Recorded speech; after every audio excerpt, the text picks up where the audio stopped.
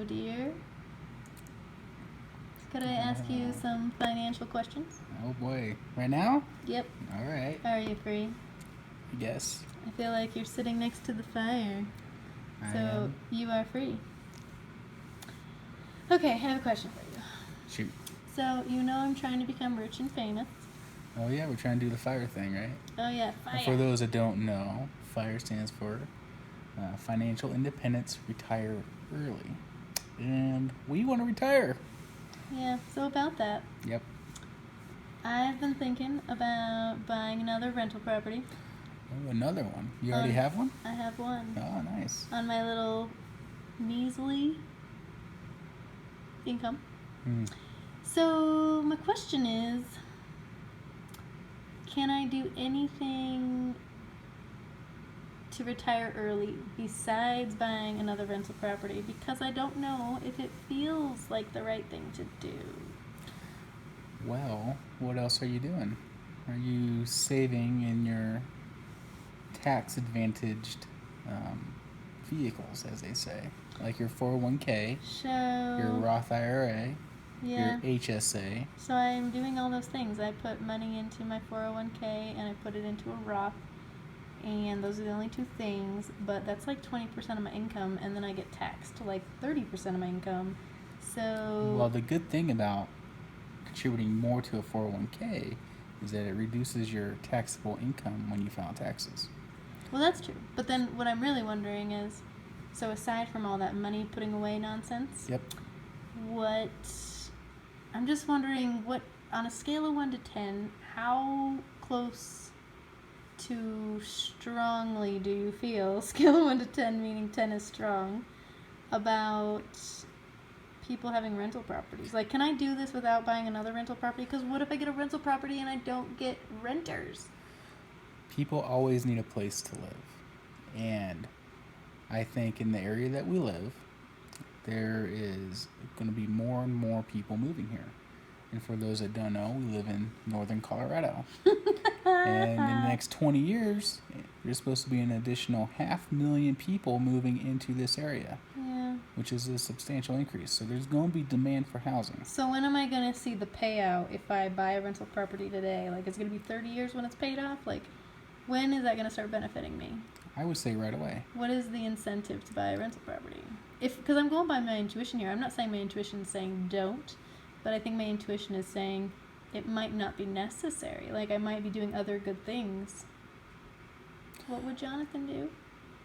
Well, keep in mind, when you buy a rental property, you're taking advantage of leveraging the property. So you can put down a minimum down payment, if you're doing an owner occupied, of anywhere from 3 to 4% typically, depending on the lender requirements. And that will give you the ability to purchase a property that is, a couple hundred to, $200,000 to $300,000. So you can put down $10,000, for example, and control a $200,000 asset. Yeah, I get that. Yes. And with housing pricing, I think the typical appreciation rate is roughly, let's say it's around 4 to 5%. It's been a lot higher than that recently in our area. Mm-hmm. But that 4 to 5% is being acted upon on that $200,000 value, not your initial deposit. So you're able to grow your money and your wealth substantially quicker than just by, investing your funds in, say, like A Roth or something.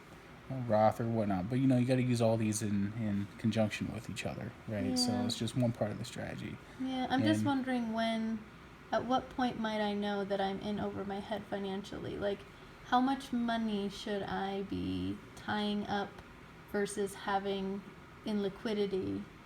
So if I were to buy a property and then maybe I'll always have a renter, or maybe I'll always have a renter paying like 70% of the mortgage or something. But at what point is it like a checks and balances? Well, this is where you look at your personal income and you see kind of, worst case scenario, do you foresee never having renters in there? Or worst case scenario, do you see yourself having people pay half the mortgage? If you can cover that and make it work, you're always going to find renters. It's just at what price point.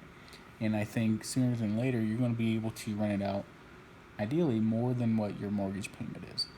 And by having multiple Yeah. rental properties, you could sell your existing property if you ever had to give you a substantial cash boost, Right. or you could take out a home equity line of credit to weather any type of those storms.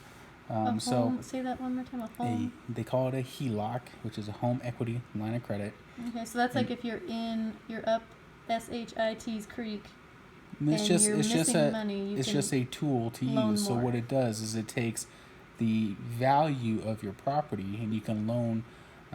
Pretty much, you can take out the appreciation that you have in your current property. Okay, so if you appreciate, so say you bought the place for 200 and you have 50,000 into it, so that's like actual equity, then you could pull that out. Well, keep in mind, you buy a place for 200,000, you owe 150,000 on it, and now it's worth 250,000. You now have a home equity line of credit, supposedly of up to $100,000 Okay, to I get potentially what you're use. saying. I get what you're saying. Okay, so I'm gonna just ask this again, maybe differently, and you're gonna think I'm not learning quickly, but that's okay. So, when would I know that I'm way up SHIT's creek and I should sell my rental property? Like, at what point is it like not Well, a keep in benefit? mind, a lender won't lend you without going through Lots of kind credit of checks. your credit check and your Well, yeah, ability but to I'm pay. just saying, what if like something bad were to happen, like a person loses their job, or like a person, just things happen financially that suddenly it's like, oh, this doesn't make sense. What would those not making sense financial things be? There's risk in everything. Yes, There's yeah. no crystal ball out there, but you can probably bank on, if you were to get a 2 to 3 bedroom place, that you could always get a roommate or two, Yes. right, to help pay your mortgage. Yes. And your other place, you currently have that leased, so you can always, you're looking at your total mortgage payment versus what your total rent is, Okay. and kind of being able to cover that difference. So, say you're able to rent out your existing rental property for half your mortgage, and you're able to get a roommate Yeah. in a new place that's paying half your mortgage. You're effectively, if they're at the same value, you're paying one full mortgage as if nothing As if they had were the happened. same. Correct.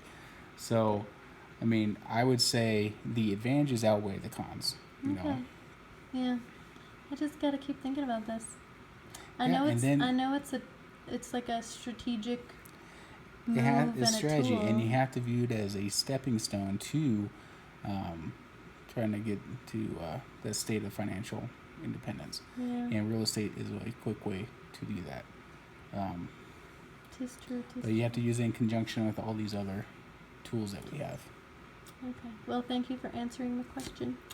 I'm gonna be a millionaire soon. Yep, that's the plan. Yay.